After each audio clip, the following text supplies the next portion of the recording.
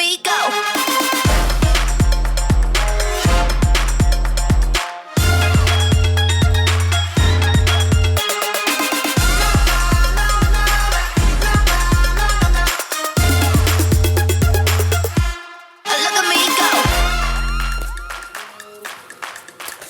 Yes, apa khabar semua? Salam sejahtera. Selamat datang and welcome back to Berbulu dengan Burn. Dan hari ini macam biasa aku tidak kesorangan, ditemani oleh Wong Chun Han, bekas main badminton negara. Saja je. Tak adalah, sebab itu aku tengok badminton kan. Chun Han kan is a coach for another foreign country kan. So it reminded me of you. Tiap kali aku tengok Chun Han, tak tahu kenapa aku fikir Chun Hang. How are you Chun Hang? Okey, baik semua. Saja nak mengucapkan tahniah kepada Burn dengan... Masih lagi dalam mood meraihkan ni. Boleh kita nyanyi sama-sama? Champion. Tak apa. Sambung Eli, sambung. Selamat Hari Raya. Sabarlah. Puasa belum lengkap sebulan. Okey, ubah. Eli, apa Eli? Baik, penat sikit Abang. Dia 10 hari terakhir Ramadan ni selalunya ujian terbesar lah. Betul. Penat you tiba-tiba tak penat. Padahal the first 20 days okay je. Betul. Energy, boleh pergi training lagi. Sekarang macam nak seksa dia lain macam lah. Tahan je lah, sabar. Betul, aku faham sebab aku pernah berpuasa penuh. Berapa kali? Seminggu. Oh, puasa penuh so seminggu. Usually Orang cakap puasa penuh ni sebulan tau. Seminggu dia macam lah. Tak kira. But it's okay, I appreciate the effort. Okay guys, aku nak ingatkan korang semua ada platform-platform untuk korang melihat dan menyaksikan semula Berbulu dengan Burn, sama ada melalui platform Spotify, Syok Podcast, Apple Podcast ataupun as you go untuk menyaksikan the full episode untuk Berbulu dengan Burn kalau anda terlepas setakat ini. Okay, so itu platform-platform yang korang boleh menyaksikan. Dan tanpa melengahkan masa, sebenarnya kita nak mulakan dengan topik yang pertama. Sebab topik pertama ni biasanya international break Chun Hang, we usually kering topik sometimes kan. Tapi sekarang ni it feels like ada je benda nak sembang. Of course Thomas Tuchel's England is a big talking point. Sebab apa? Sebab it's a new identity dikatakan lah. Walaupun ada unsur-unsur Gareth Southgate football yang aku nampak dalam first game lawan Albania, mungkin terlalu awal, too soon. Not enough time with the players. I mean kalau kita mengambil kira faktor masa dengan training camp semua, they only met last week? Monday. Buat kali pertama mereka bertemu is only last Monday. So kita tak boleh expect tinggi-tinggi kepada gameplay untuk mengubah 180% ataupun 360 degrees. Tetapi apa yang saya nampak, the most important change yang saya boleh tengoklah is the midfield trio. Sebab dalam era Southgate, dia suka memain dua pivot yang lebih defensif. Betul. Untuk tugas untuk membuat build up dari bawah, tetapi untuk stay dekat bawah untuk melindungi defense daripada counter attack. Tetapi for Southgate, for Tuchel menentang Albania, ketiga-tiga midfield, Declan Rice, Curtis Jones dan juga Jude Bellingham, dan terutamanya Curtis Jones diberikan tugas untuk menyerang, dan mereka dapat kebebasan untuk press the attacking third, untuk kekalkan tempo dan intensity di attacking third, dan jika diperlu Curtis Jones akan turun ke bawah. Bukan Declan Rice Bukan, untuk membantu Declan Rice, untuk membantu Okay. Declan Rice untuk defend, untuk melakukan build up, untuk menjadi satu jambatan to connect defense dengan midfield dengan attack. Tapi some akan argue juga yang Declan Rice with Arsenal is not a pure number 6. He plays more as a box-to-box player, as a number 8 most of the time. Because he takes a lot of set pieces juga dalam tim tu. Adakah mungkin ada peranan yang boleh berubah untuk England buat Declan Rice? Yang ni sebenarnya nak tanya Ali juga. Tu lah. That's a good question actually. Apa posisi terbaik Declan Rice? As a 6 atau as a number 8? Ikut pematian kau lah as a Arsenal fan. I rasa dia ada capability apa yang dia telah dipertunjukkan so far dah berapa season dia dekat Arsenal, and then kita boleh tengok different level when it comes to international stage, macam mana dia mengisi position or situation when he's needed to play in different ataupun serve different responsibility. Nak cakap dia punya best position my personal opinion, I rasa dia serve best as box to box. Like dia banyak membantu in terms of level of contribution to the team. Nak cakap pure six ni, tapi nak cakap dalam modern football punya konteks, pure six, is it really pure anymore? Even when you right? So ada banyak transitional. Even Ugarte pun si Amorim nak ubah jadi lebih kepada and I think hybrid 6 because and 8. I rasa dah macam different pair of eyes bila you observe players. Oh, sebenarnya ada untapped potentials dalam situation yang berbeza, and kita dah tak boleh nak membawa konteks perbincangan one dimensional when it comes to assessing what's the best position when it comes to player. Okay, dalam situation macam ni, kita boleh tengok Burn, apa yang nak kata like the first 11 Tuchel dalam first game dia lawan Albania, that midfield trio dari segi different responsibilities and different gameplay. I sangat suka bila when you have this kind of world class coach yang very realistic dengan dia punya gameplay approach. Perlawanan pertama Burn, tak cukup nak get to know players. Aku suka reaction Tuchel sebenarnya. Chun Hang, okay, let's talk about the small stories that happen within or after this game. Like for example, okay, let's start with Miles Lewis Kelly dulu. MLS dipanggil buat kali pertama 18 tahun. Dan apa yang aku tertarik Chun Hang, before kau cerita lebih detail pasal gameplay dia, is kematangan dia pada usia 18 tahun ni dikongsikan oleh teammate dia sendiri luar padang tentang kematangan personality dia di luar padang.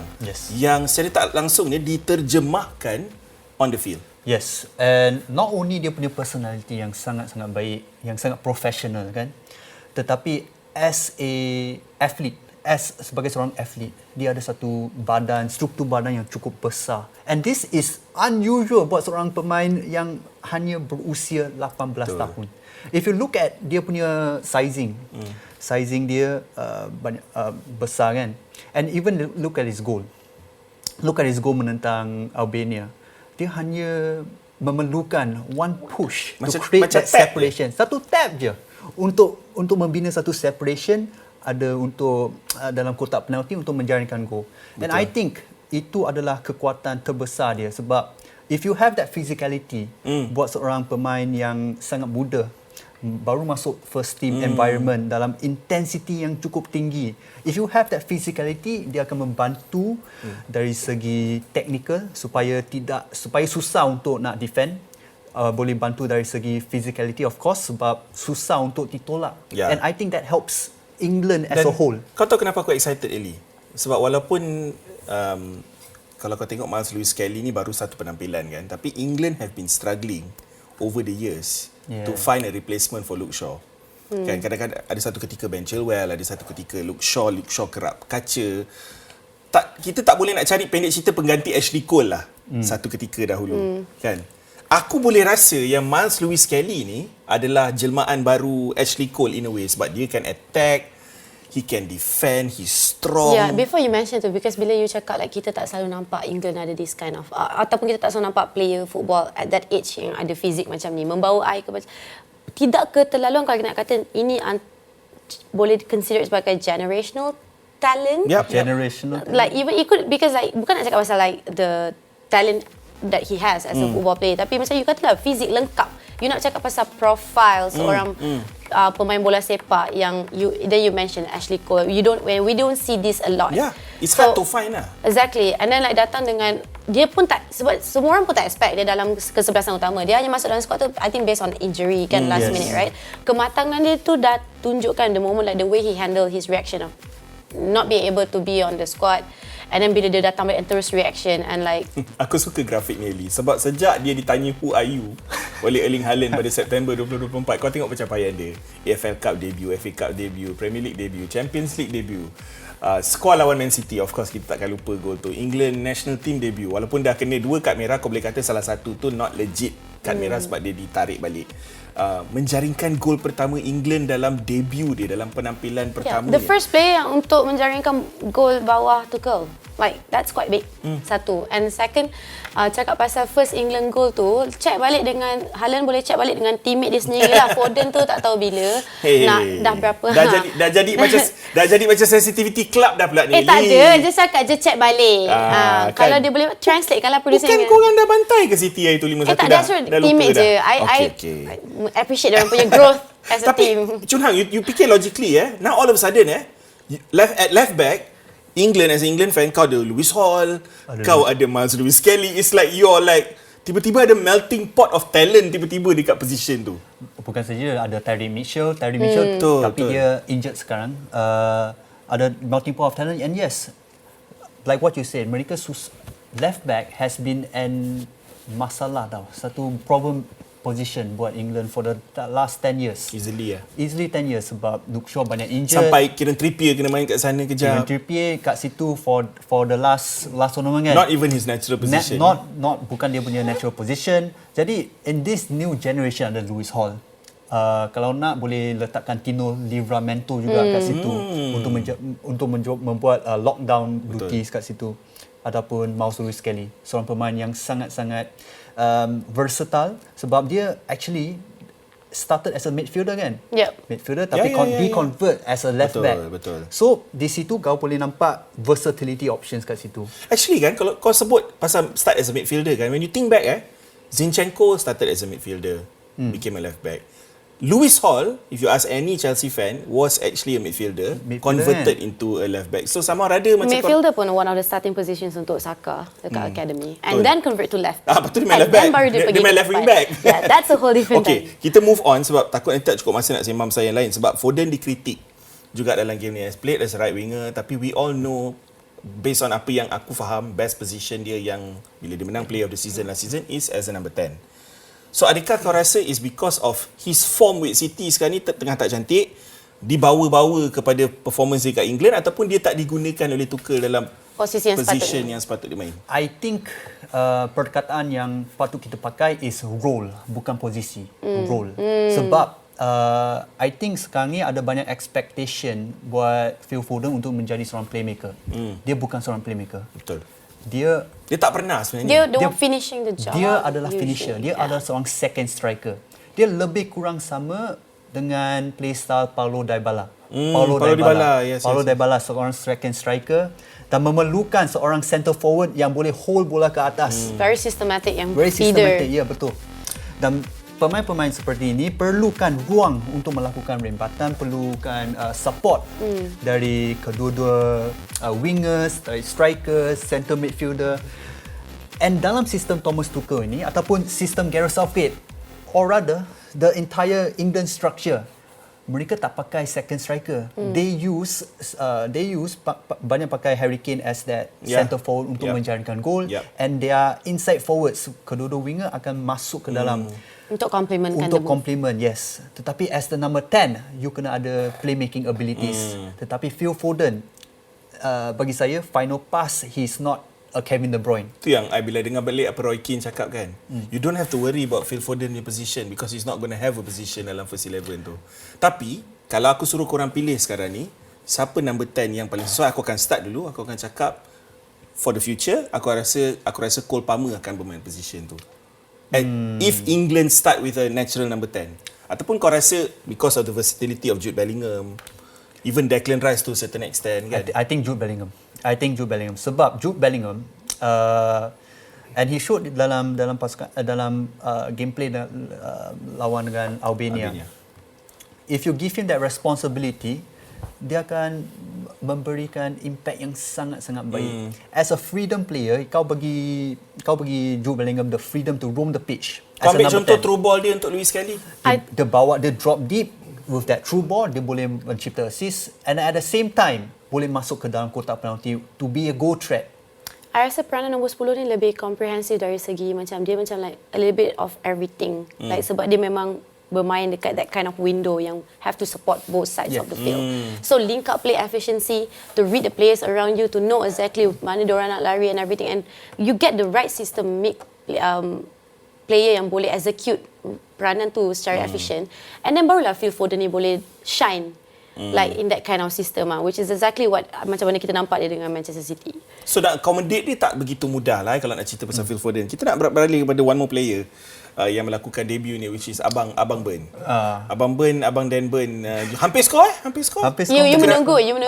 Hampir skor. We've been fed dengan dia punya stories like so long. No, dia punya literally nostalgic sentiments, aspiring dream untuk main untuk England one day. So like bila you sebagai I kena cakap lah, you sebagai Newcastle fan, right? And like you pun follow dia punya story dah lama. And then bila you nampak finally like the day arrive for him. Tapi Ellie, selain daripada nama, sebenarnya Dan Burn dengan Burn sini ada dua persamaan. Oh my god. Number one, Oh my number god. Apa dia? Apa dia? Selain nama. Ni macam tunggu je. Selain nama, Ni okay, macam dah okay. simpan lama je. Aku dah dengar ni Suhang. Okay. Yang pertama, Okay. boyhood Newcastle fan. Betul? Yang kedua, Dan Burn dari dulu got release daripada Academy Newcastle. Yep. Dia kena release daripada Academy Fantas. Kurang ajar. I didn't Wait, see this tapi coming. aku kena- I sumpah tak. Gua kena kredit Chun Hang lah. Awak punya homework hari ni Lawak. Aku kena buang Akademi Fantasia, dia kena buang daripada Akademi Newcastle. Lawak So kan? ada persamaan kat situ. 3 persamaan bro, nama lebih kurang sama. Babe, ini lawak 5 bintang. Ini Wait, ada serious, I didn't see that one coming. That dah was very good. dipertingkatkan kualiti untuk lawak Betul. 2025. Saya bangga je kawan awak. Yes, of course. Tapi kau imagine babe, player yang pernah Imagine yang mana satu? AS tak, ke? sebab player Dan Burn ni lah, back to serious talk lah kan. Player yang started his career quite late tau. Sebelum dia diberi peluang oleh Fulham, oleh Brighton. Posisi dia pun tak berapa nak tahu whether he's more of a left centre back ataupun left back. Actually dia excel as a left back dalam season yang Newcastle layak ke Champions League kan.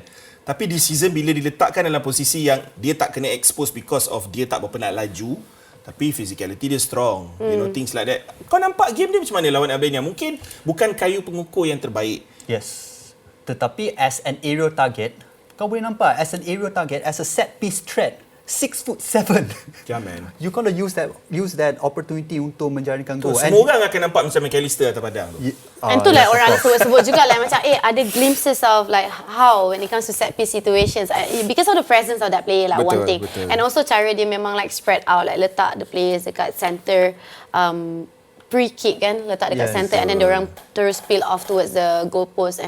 I mean to be honest bila nak cakap set piece situation tiba-tiba playbooknya sama, cuma banyak variation. Betul. So they just go with one of those. Kau 32 Ada baru the kau right kena call up personnel ni. untuk execute. Kan? Apa yang you nak? 32 years old baru kau kena call up. What a story lah. Okay guys, kita nak ke Twitter ataupun ke X because You ada tanya soalan ke? Aku ada tanya soalan pasal England secara am ni lah. Aku nak tahu daripada fans. Sebab aku tulis skolan, aku tulis stats apa semua.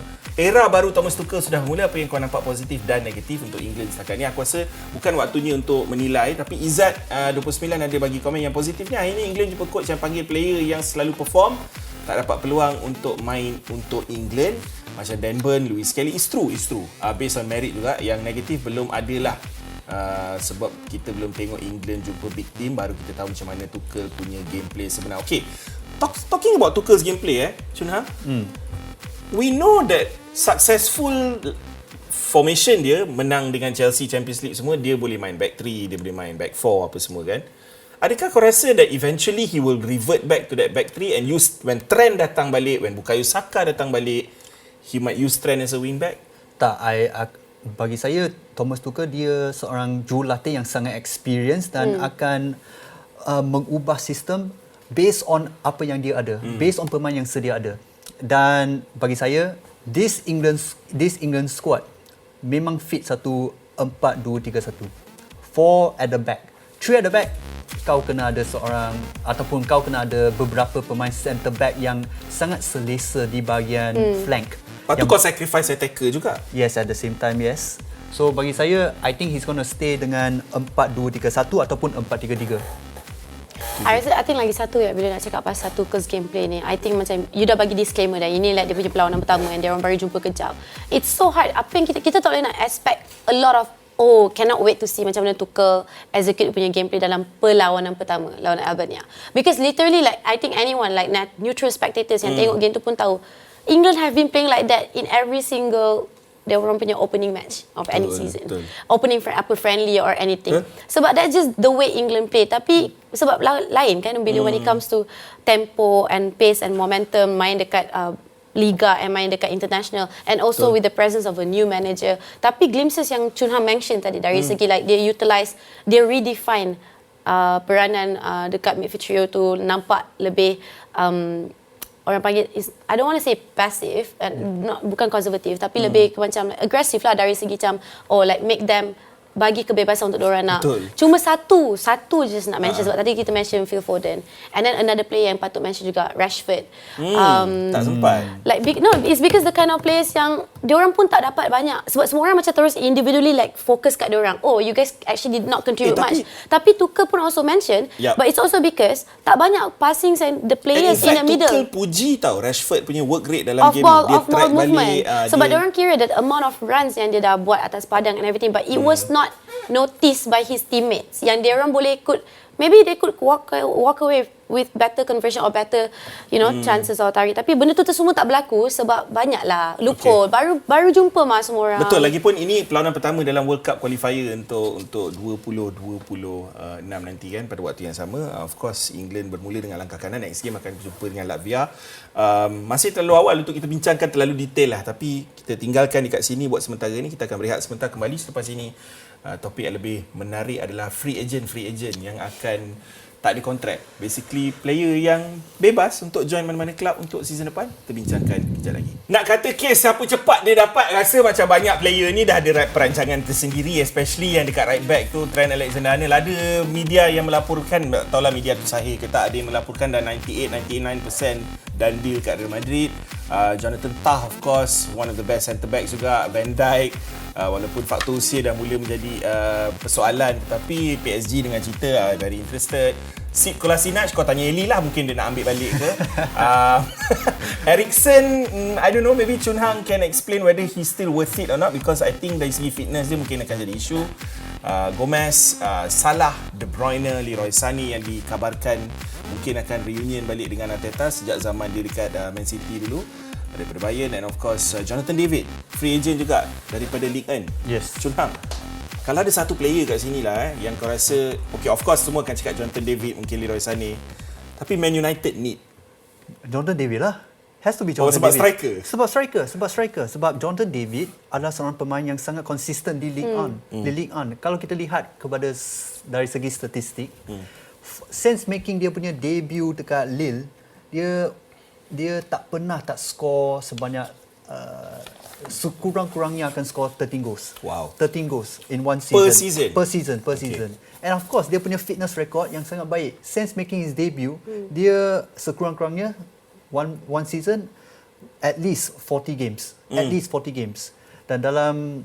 Tapi kau tak rasa ke dalam situation macam ni, Premier League clubs will always take caution lah, orang kata, is because of the fact that diorang tak main dalam Premier League, so kau tak boleh expect output tu sama dekat Premier League. That's why you see Højlund, walaupun he did so well kat Atalanta, bila datang ke Premier League, perspektif tu dia boleh berbeza dari segi, okay, the very fact we have a very available player who's available all the time. So diorang tengok output tu dari segi consistency, and then when he's given enough time to blend in dengan Premier League, it shouldn't be an issue to him anymore. Sebab yes, that one another thing, and also kita kena ambil faktor, ambil the consideration, ini adalah bargain, free transfer. Free transfer nanti free transfer. The centre forward market kat sini, kat buat sekarang is very weak. Selain daripada Jonathan David, maybe Victor Osimhen yang available dekat market. Betul. Victor Osimhen tentunya is going to cost a lot. And again, over 20 goals this season. Over 20 goals. So bagi saya, Jonathan David Benjamin is Sesko more... drop off sikit this season. Benjamin Sesko dia lebih drop off, tetapi dia, bagi saya, dia tidak memiliki movement lah, movement as a striker movement untuk that run in behind seperti apa yang Jonathan David ada. For me, actually, Jonathan David dia lebih kurang sama dengan Alexander Lacazette. Sebagai seorang centre forward yang boleh drop deep dan combine dengan pemain-pemain yang ada kat situ. So for me, United sebenarnya memerlukan seorang profil seperti itu sebab Rasmus Højlund masih muda lagi, tetapi bukan seorang pemain yang sangat-sangat baik dari segi drop deep, playmaking ataupun melakukan rembatan. So for me, Jonathan David on a free, dia adalah salah satu bahagian. Mungkin it's the perfect scenario untuk player macam Rasmus Højlund untuk mendapatkan time untuk dia adapt to the league. Sebab this is one thing yang aku rasa bila dia masuk, bebanan yang diletakkan pada Højlund ni untuk become the number 9 for Man United, such a big club dengan history diorang apa semua, in a way maybe affect dia sampai hari tu 99 hari tak score goal. Baru ni terus skor 2 biji, dia skor sebiji lawan Leicester, skor sebiji untuk lawan Portugal, terus siu apa semua. Semangat dia dah datang balik kan. Tapi in a way kau pun tak nak expose dia terlalu kerap dalam first 11 kan. Kau nak letak maybe someone yang lebih senior, yang So lebih. kehadiran Jonathan David tu would complement That's what I'm untuk trying to dia say. nak complement the growth of Betul. Højlund lah. Oh, so all this while macam because I rasa kita tak, bila kita bincang pasal Højlund before, Sebab he's the only pure number 9 kan kat United sekarang. Kat United which sekarang, is not giving the Cido number 9 Dimati. outputs lah. Cido Obi dan Joshua Zirkzee juga. Zirkzee is a 10 what? Dia main dulu kat Bologna as a 10 kan. Dia kata sendiri 9.5. Almost there. Dia ada potential, but Ada the potensi, potential ya. was never Betul. executed efficiently. I rasa macam dari segi apa, I think apa yang Chunhan mention kan, Jonathan David will be a great value to United dari segi, I lupa dia datang dengan free transfer. free transfer. You guys don't have to clock and do it. Tapi also ada at the ke same time rumours- datang dengan consistent portfolio like that. Ya. To be fair, ada kat link tu sekarang di antara Jonathan David dengan Man United? Ataupun tak ada? Rasanya Ataupun I heard Gyökeres is the one yang korang tengah kejar rasanya kan? ada 3 dengan Man United, Arsenal dengan Tottenham. Tiga pasukan yang memerlukan Arsenal striker. setahu aku first target dia is Alexander Isak, second is Tak tu tak berapa free lah. Sesko. This is the two main targets yang Arteta suka yang aku dengar I lah. think maybe kalau even target tu pun ada relevansi dari segi Arsenal masih meletakkan Jonathan David on the list. It's only because he's free. Yes. Understood. Tapi bukan first atau second priority dari segi like at the pace we're going sekarang dengan Arsenal, kita tak boleh letakkan free transfer sebagai satu the number one. Betul. We need to go big. Mungkin Januari hari Dah tu kau tunggu boleh lama. letak tu sebagai target Betul, lah. right. Okay, Liverpool. Cunang, big topic. Sebab dengar cerita, diorang ni kalau hilang ketiga-tiga player ni, ibaratnya diorang hilang about 137 million pounds worth of players and talent. Yes. In a way, all of a sudden, sebab kita akan cerita pasal Alexander Isak kejap lagi, kita tengok dari segi value of clubs, free agents di summer, Liverpool 137.4 million pounds. Basically it's the total lah from all the Europe top 5 leagues ranked based on their transfer Market value because Betul. you know they will leave as free agents kan. Ya, betul. Sebab kalau kau boleh dapatkan trend untuk sign kontrak baru lepas tu jual balik, of course you'll get more money kan. Ya, betul. So imagine spine diorang Spine, yes. kemungkinan, okay, Chunhang, let's be real lah. Kalau they lose these 3 players in the summer, what kind of Liverpool are we looking at in 25-26 season, babe? And at the same time, you lose these 3 players, tak ada orang yang boleh menggantikan dia. They don't have replacement yang Not setaraf, immediately lah. yang setaraf cakap dengan sama apa profile. yang Same dia ada quality sekarang. and Yang everything. quality dari segi influence dalam dressing room. So of course that's gonna impact dia punya playstyle, Arne Slot punya playstyle. Sebab musim ni mereka banyak bergantung kepada Mohamed Salah, banyak bergantung kepada Virgil van Dijk di belakang and banyak bergantung kepada playmaking abilities daripada Trent Alexander-Arnold. Ketika-tiga pemain ni memainkan satu peranan yang cukup besar terhadap musim Liverpool pada musim ini. Lepas tu nama Luis Diaz pun kena petik. Tapi also cakap pasal gameplay style yang real, yang actually yang apa Arne Slot boleh bawa to the table. You guys, I rasa macam I don't know why, maybe because like macam kita tengok like different kind of opinions, macam mana diorang analyse, macam mana Slot macam mana Slot utilise the players yang dia ada dekat Liverpool sekarang, and like that's the kind of football quality you guys could see. But I also feel macam there's another barrier of creativity yang dia tak boleh nak unlock lagi, because he still has to make use of the existing players ni. Kita boleh safely cakap yang Arne Slot masih tak dapat gunakan dia punya pass untuk like these are the kind of players I want in my team. Kerana he's just so good at utilising what he has. So maksud kau dia kena betul-betul clean. He doesn't have to go through spring cleaning like that. Tapi cukup dengan kalau 3 player of this credibility and like quality. Untuk tinggalkan, and that's where Arne Slot finally gets to build his own team. Do you get it? Mungkin sebab just to add on to that, sebab I think this season tidak ada sesiapa yang menyangkakan Liverpool akan mencabar liga.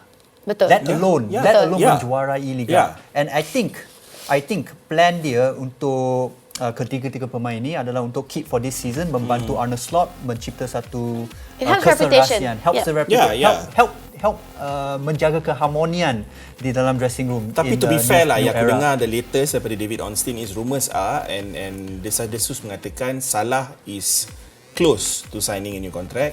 Van Dijk pun kemungkinan akan stay, cuma Trent sahaja yang aku rasa hampir pasti akan meninggalkan klub. Itu dari segi perspektif Liverpool. Sebab kita cerita pasal Isak nak pergi Liverpool apa semua kan. Tapi kalau kau hilang spine kau, aku akan argue why go to a team yang akan melalui transition untuk the next 2 or 3 seasons. Because you believe in the project. Correct. But you're already in a brilliant project that is already 3 years through. Kau faham tak? Okay, itu topik kejap lagi lah.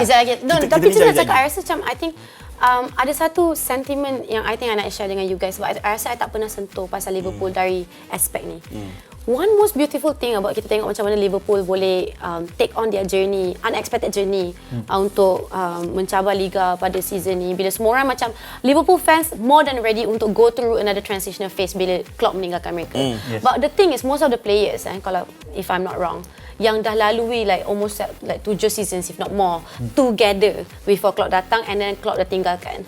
It's such a two-way relationship between the players and Arne Slot datang very seamlessly and dia tak kacau, not trying to even exert dia punya influence radically.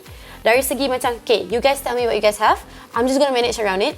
Sebab the way the players react, body language and everything, before game ataupun selepas game, kalah atau menang, they're playing literally macam as a unit. Yeah. And I think that's the plan. I think that's the plan, original plan FSG untuk kekalkan ketiga-tiga pemain ni for just one season untuk memastikan Arne Slot ada satu transitional period yang agak lancar, yang smooth. Tetapi mereka tak menjangkakan mereka akan menang ataupun menjuarai It adds on more to feel good value lah. And that adds pressure kepada FSG untuk renew ketiga-tiga pemain ini.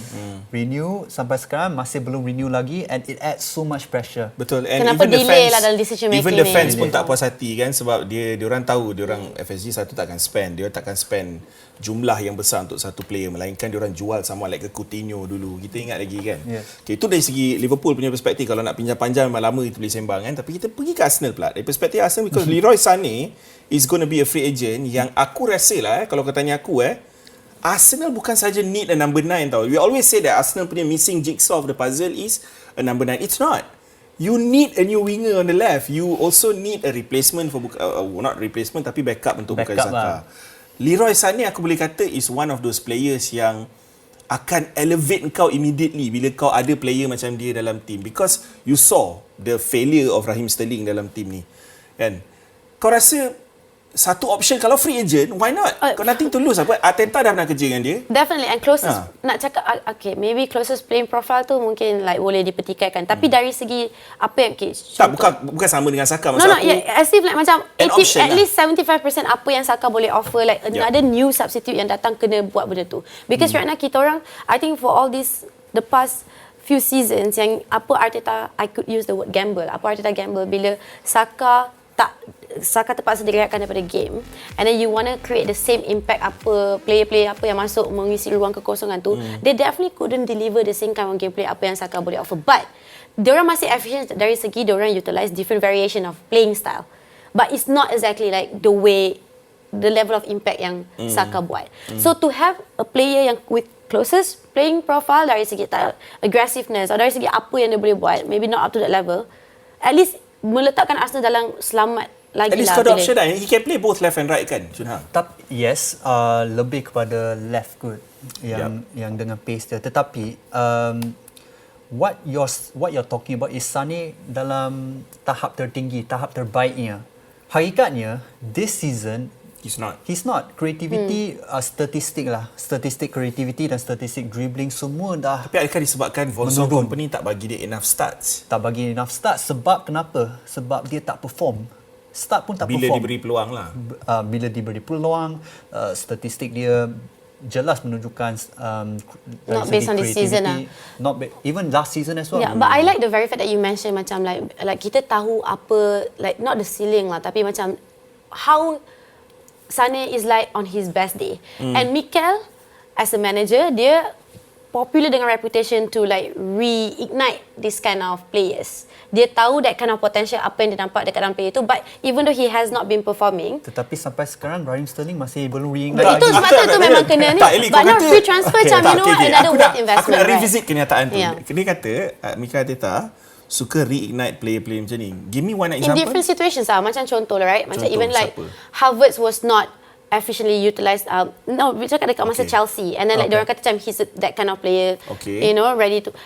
maybe I would obviously I akan highlight the best example. Okay. Tapi So maksud kau in phases of- ada juga failed projects. Bukanlah failed project tapi yang tak mencapai apa yang dia nak out of these players. Dan yes, you can say So kau boleh Sterling. kata Harvard tu satu kejayaan untuk Arteta lah maksud kau. I think it's one of the like experiment so, yang yeah. macam could Okay, really fair. different Satu. kind of impact in different kind of environment, different kind of structure. So if based on that, I akan faham kalau dia nak consider and it's free transfer, could reignite balik. And Thailand dia is undoubted kan. One bad season bagi aku tak mengubah kau punya whole career punya. And also, yeah. Sorry, just to interject sebab dia adalah seorang pemain yang telah mengalami beberapa isu dengan injury. Kecergasan dia, fitness dia bukan selagi dia bukan Faham. He's not the young pacey winger yang Lagi-lagi kita- Premier League Chun-Hang. And Lagi-lagi berapa Premier umur dia sekarang? 29. Okay, kita ada tak cukup masa, so kita quickly go through Mo Salah for example. Aku tak peduli apa orang cakap pasal dia punya ratio, every final dia tak perform lah, tak ada open play goal lah. Bagi aku, when you have more than 40 GA in a season at the age of 32 tahun, tak ada siapa boleh menafikan kehebatan kau. Dan aku tak rasa dia ready untuk Liga Arab lagi, Chun-Hang. Tak. Bagi saya, even you can nampak dia punya dari segi kecergasan dapat kekalkan satu rekod yang sangat-sangat baik, sangat bersih, and his scoring record is one of the best. In fact, the best di Eropah. Betul. And I rasa like satu shout Tak out. masuk akal sebenarnya. Kita always kena ingatkan diri kita macam bukan sebanyak player yang boleh rebound terus daripada diorang punya injury and terus deliver consistent output. Yes, Mo Salah is one of them. Yeah. Trent Alexander-Arnold ke Real Madrid, this is interesting. Sebab Real Madrid not really known untuk defending diorang kan. Lepas tu kalau ambil seorang lagi defender yang tak berapa reti nak defend. Or maybe dia Tapi masuk of bukan course dengan he's peranan. world class when he talk about his impact in the team. In fact aku akan go as far as cakap dalam final Carabao tu tak ada trend tu sebenarnya. Ibarat Liverpool tak ada outball tau. Yeah. Maknanya untuk Tak ada ketepatan, creative creativity spark tu. Kan? So kau rasa ini is just gonna make Real Madrid orang kata tenfold lah, lagi 10 kali ganda lagi hebat daripada kemampuan dia sekarang? I rasa it's all based on perspective, right? Mungkin diorang pun consider Real Madrid trend for different reasons. Bukan daripada macam kita tengok yang kita always in the spotlight, like kena highlighted dengan dia punya defensive output and everything. But I don't if Real Madrid want to consider him, maybe they are not considering him for those reasons. Definitely not the next Danny Carvajal lah. So kalau nak cakap like dia akan kehadiran dia ke Real Madrid macam ada sedikit perubahan ataupun sedikit improvement dari segi defensif tu, like macam I'm not the right person to say it. Tapi but I akan percaya kalau diorang consider Trent for all those different reasons yang dia boleh buat ke atas padang. Tetapi ini adalah seorang Galactico. You are talking about Galacticos, and Trent Alexander-Arnold He's a Galactico. He's a potential Galactico. Betul lah, dia ada perwatakan tu lah. technical abilities Aura untuk vibes. menjadi, ada aura, yes, that's the word, ada aura seperti seorang Galactico. 25 tahun, they need a right back. Mereka memerlukan seorang right back. Carvajal sudah let's say mengalami injury, still injured. Faktor usia juga. Faktor usia. Yeah. Lucas Vazquez bukan seorang right back yang natural. Dan sekarang banyak pakai Valverde di bahagian right back. Dan Valverde is, as we know, best used as a centre midfielder. Yeah. Jadi mereka memerlukan seorang right back. And yes, maybe dari segi defensif dia ada kelemahan dia. Tapi nobody can doubt his offensive abilities. Dan kalau dia boleh mencapai tahap yang kita tahu yang dia boleh capai bersama Real Madrid, with that attacking front line, Easily players lain akan complement that position behind. They would Exactly. tweak the Aku rasa structure kau cerita revolving pasal around Valverde play. tadi kan. Valverde tak ada position dia tak pernah main. Center midfield, left midfield, right winger dia pernah. That's the kind of player semua coach nak. Okay, in their team. Kamavinga pun boleh jadi makeshift left back. Kau kena faham this team is amazing sometimes, which is why menariknya game Real Madrid lawan Arsenal nanti, walaupun dia ada defensive issues. Rudiger is back, tapi itulah sama ada Alaba is Alaba going to be back for the game lawan Arsenal nanti, aku tak pasti. tak pasti. Okey, tak apa. Kita tutup cerita dulu sebab kita nak beralih pula ke topik paling hangat, player yang paling pisang goreng panas. Walaupun member dah berkali-kali dah cakap dia dah happy kat Newcastle, dia tak nak belah, tapi masih lagi media dekat UK, media selatan, ingat London terutamanya, yang banyak mengaitkan perpindahan Alexander Isak ke Liverpool ataupun Arsenal, dan juga even Barca punya nama kena petik. Kita sembang sekejap lagi Jangan ke mana-mana. Wow, Alexander Isak dah capai segala-galanya di season. Kalau kau bandingkan dengan big teams, dia skor lawan Arsenal, dia skor lawan Liverpool, dia skor lawan Nottingham Forest, basically against all the top 4, top 6, top 8 teams. 33 game musim ni, 23 jaringan, 5 assist, 28 goal contribution, 1 trofi. Ada satu gambar viral yang keluar dengan Sociedad dia menang trofi, dengan Newcastle dia menang trofi. Dibeli dari Real Sociedad pada 2022, 70 juta euro, which came to about 63 million pounds. Current market value 100 million euro, tapi jangan haraplah kau nak dapat untuk 100 juta euro sebab Newcastle dah letak valuation sekitar, this is what internally dilaporkan, adalah 150 juta pound untuk buka sembang sekalipun. Nak buka sembang 150 pound kan. Of course clubs akan letak 130, 120 dan depend on their level of heritage lah kononnya. Arsenal, Liverpool sebagai contoh. Of course, kalau diikutkan dari segi level of club mana yang lebih besar, Arsenal, Liverpool terang-terang adalah dua klub yang lebih besar daripada Newcastle United. Tapi kalau kau Alexander Isak sekarang ni, Ellie, okay, put yourself in dia punya kasut. Okay, baru menang champion. Bukan tak, kau champion Carabao, okay fine, orang akan mempersenda, orang akan persendakan kad, tapi kau kena letak perspektif dia. Dia tak faham klub tu klub Mickey Mouse ke exactly, kecil. that's why I cakap. Untuk dia trofi lah Masa kan. champion, you are one of the reasons kenapa Newcastle dapat trofi. Betul, dan kau dah masuk 3 years dalam projek ni, which is nampak I'm already a legend in Newcastle. betul, pada waktu yang sama, this season, masalah PSR dah selesai buat sementara, 3 season tak spend langsung. This season dilaporkan akan spend big untuk support dia lagi dengan more players. Kau tak rasa ke macam projek Newcastle ni lebih menarik berbanding uncertainty of kau pergi ke Arsenal atau Liverpool?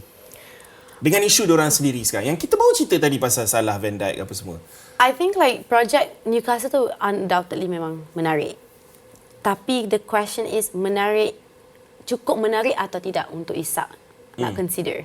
Based on where he's at already dengan dia punya football career. Itu konteks soalan. 25 years old? Yeah, like 25, you already like you dah main and like at this level you already did apa orang panggil achieve this kind of milestone. Okay. Like why wait around? Depends what you rate Isak. Do you consider him a world-class talent who must play in He's Champions a League rising world-class talent and should be placing himself in the best situation. So that's why I cakap, that's why it goes back. Menarik enough untuk dia nak place himself in a club Newcastle yang macam believe in that project and go together, or terus fit himself seamlessly in other. Tapi kadang I rasa perkataan project tu is a very sensitive word. Project tu gagal ke tidak kita tak pasti. Tetapi status, that is legacy, that is there. So nak bandingkan legacy Newcastle dengan legacy Liverpool ataupun Arsenal, Real Madrid, Barcelona, tentulah legacy dia orang lebih besar. Tak dinafikan.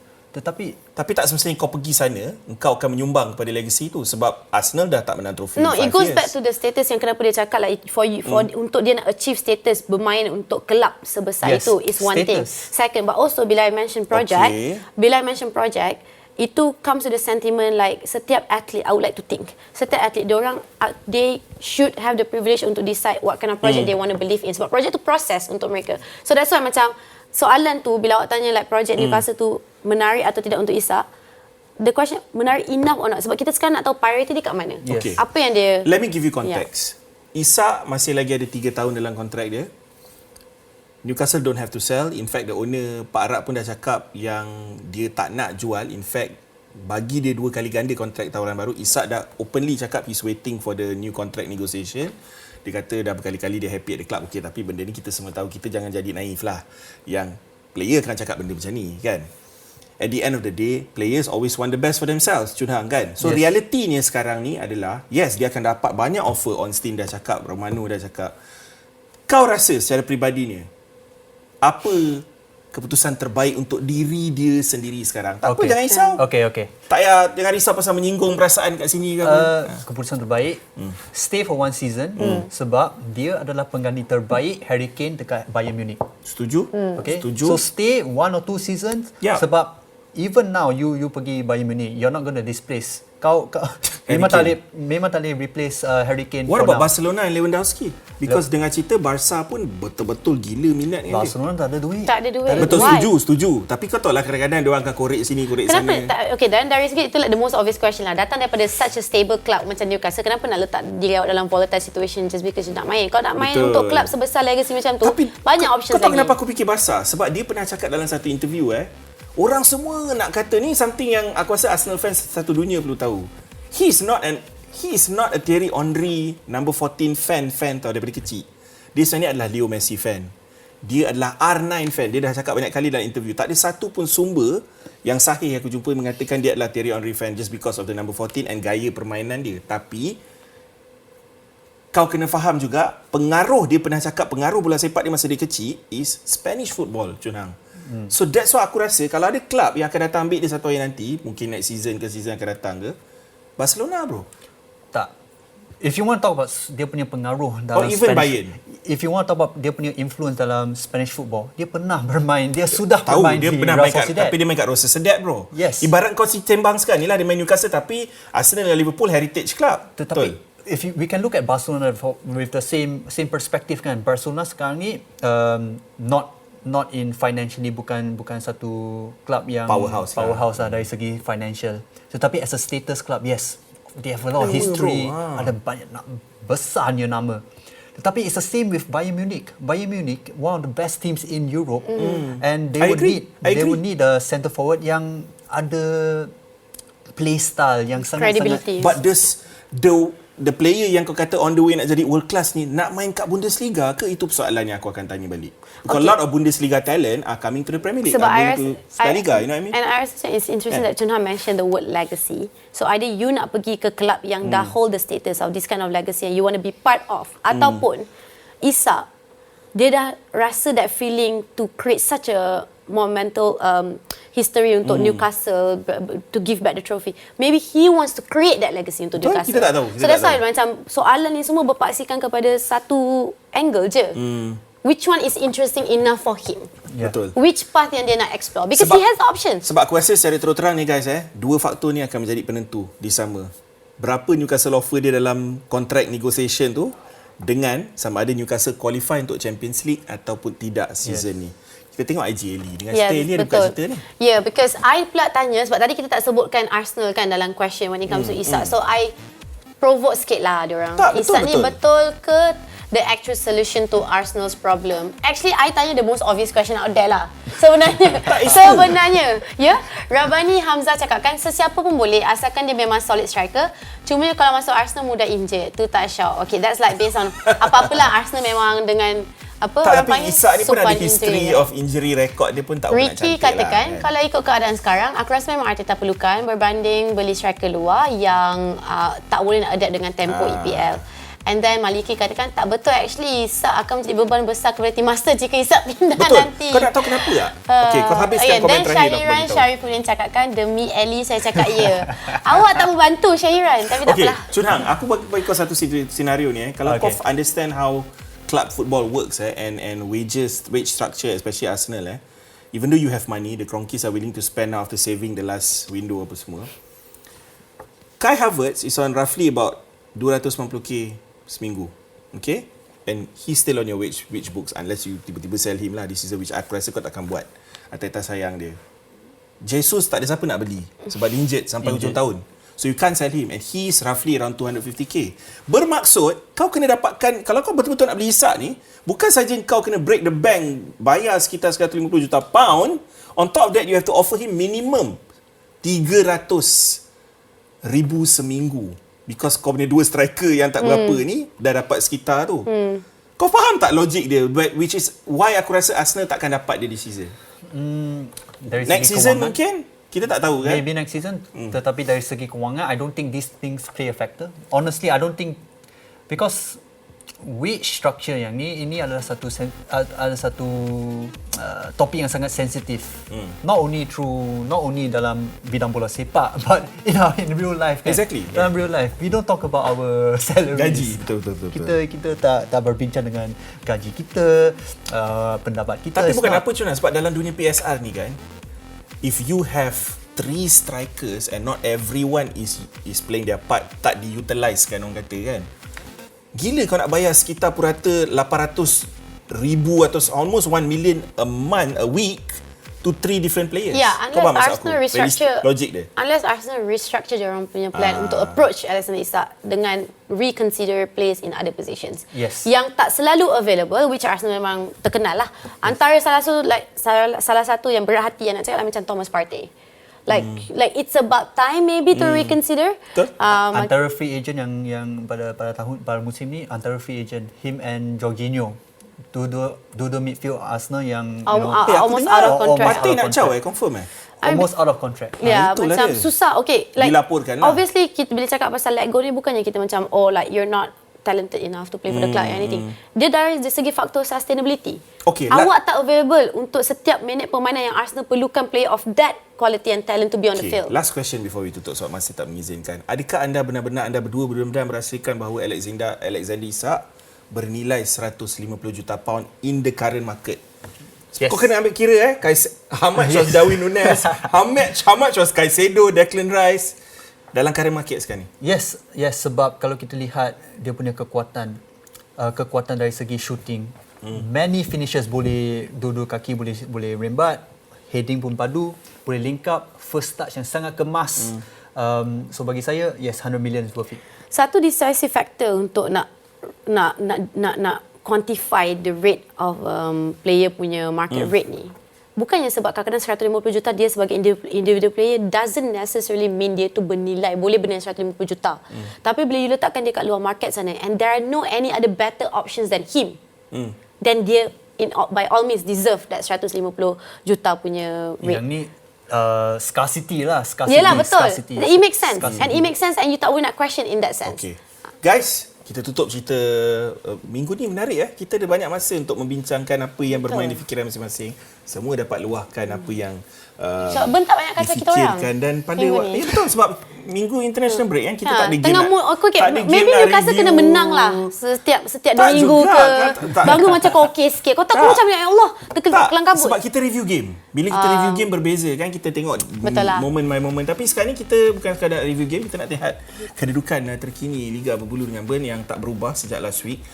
Sarike, Amirul Ifwat, Carl Johnson, Ejen Lan, Anak Jawa, Nurul Huda, Fizi Ahmad, Amir Hazim, Isak Cetak dan Nexus Keher dan Muhammad Akmal masih lagi dalam kedudukan top. Basically this is the same top 10 yang kau nampak last week lah, Eli. Betul. Kan? Betul. Okeylah. So sekarang untuk international ni boleh reflect balik keputusan dalam hidup masing-masing, certain players yang masuk. Okay, two players that I'm recommending based on the fixture difficulty rating. Kenapa Daniel Munoz? Daniel Munoz is going to have double game weeks galore. Kalau kau tahu nak follow jadual double game weeks akan datang because of Crystal Palace terlibat dalam FA Cup lagi dan mereka juga ada double game week pada game week 32. 32 they will play Newcastle away, Man City away, 2 matches. Tim lain tak main 2 matches. Murphy Newcastle also has double game week in 32, but better still Newcastle ni fixtures tengah cantik. Brentford home, Leicester away, Man United home yang kau anggap senang. Crystal Palace home. Tak ada lagu rau cuma sebab kau ada kan. Tapi Jacob Murphy macam aku cakap tadi lah, antara player yang paling banyak assist Isak this season, one of the best combinations in the Premier League this season dari segi combo of players, dari segi goal and assist. And kau sendiri dah nampak kan, walaupun Jacob Murphy ni kira macam unsung hero lah because he's not the flashy name lah dalam pasukan Newcastle ni kan. 5 million je bro harga dia. So if you get him, chances untuk dia score point amat tinggi sebab bila Isak score kau boleh almost assured yang Jacob Murphy One question. Patut ke dia kena call up for England? Aku rasa untuk kali ni yes, patutnya di call up. Okay, Jacob tapi Murphy. untuk World Cup tak kot. Okay. Sebab terlalu ramai option dekat belah kanan tu untuk England. Kau tanya aku lah. Yeah. Tapi berdasarkan performance, dan Burn dapat, kenapa dia tak dapat? Fikir logik kan? Okay guys, tak apa. Tutup cerita dulu. Chun Han, terima kasih kepada awak. Terima kasih juga kepada Eli. Thank you Chun Han. Lama lah tak dapat Chun Han kat BDB. Chun Han datang memang steady. Betul, relax je. Rasa macam tenang. Memang, kita tak payah buat kerja kalau Chun Han ada rasanya. Terima kasih juga kepada anda semua kerana sudi bersama kami. Ingat, kita bukan pandit, kita bukan expert. Kita sekadar melak bersepak macam korang. Nantikan episod raya juga. Akan datang nanti raya yang kedua. Kita jumpa lagi. Bye-bye.